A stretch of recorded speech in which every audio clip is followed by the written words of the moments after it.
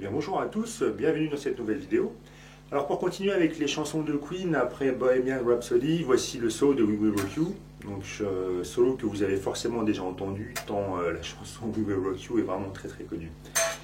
Voilà, donc alors au niveau du son que je vous en parle rapidement, j'ai utilisé mon Ibanez habituel maintenant. En termes de micro, je n'ai pas utilisé le micro double, qui aurait sonné peut-être un petit peu trop métal, un petit peu trop saturé. Je suis servi du micro double en parallèle avec le micro simple, donc en me mettant avec le sélecteur sur la deuxième position. Je trouvais que ça donnait un petit côté crunchy métal qui me plaisait bien. Bon, donc pour voir ce son-là, sauf que ça donne un petit peu plus bluesy qu'avec le son, comme ça qui sonne carrément trop métal, quoi. Après bon, c'est une question de goût personnel, hein. Après vous faites en fonction de ce que vous avez.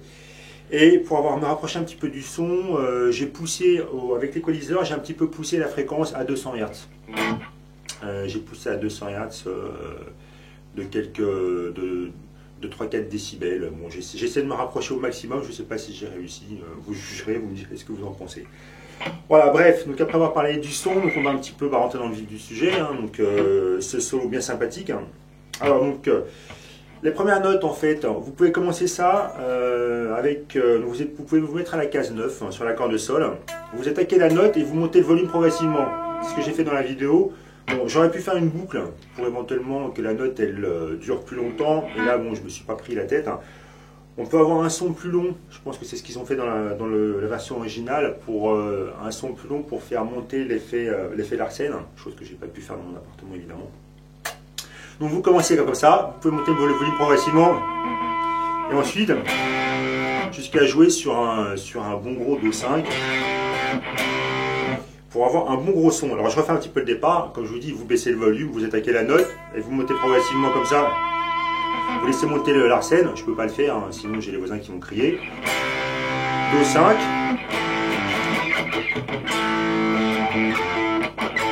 Alors lorsqu'on arrive ici, je refais à partir du Do, vous allez glisser. Là on prend notre position du La, notre habituel La embarré, position Highway to Hell, comme je dis toujours.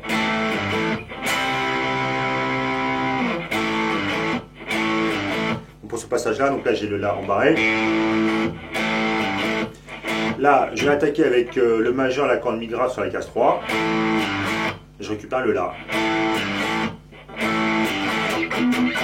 Pour faire ça, vous bloquez simplement les cordes, vous laissez les doigts en contact et vous vous promenez un petit peu pour faire un petit peu varier le son. Pour avoir quelque chose qui ressemble à ça. On fait à nouveau le La.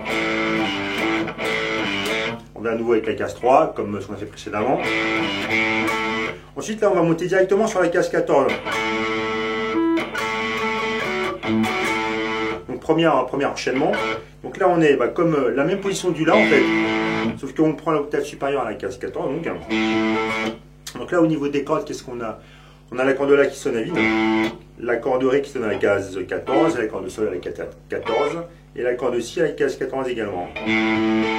Ça nous fait un La majeur, mais à l'octave au-dessus. Donc cet enchaînement-là. Alors, la deuxième position, on conserve le barré du La. On va se mettre avec l'annulaire à la case 16. On conserve l'accord de Sol, continue de sonner à la case 14.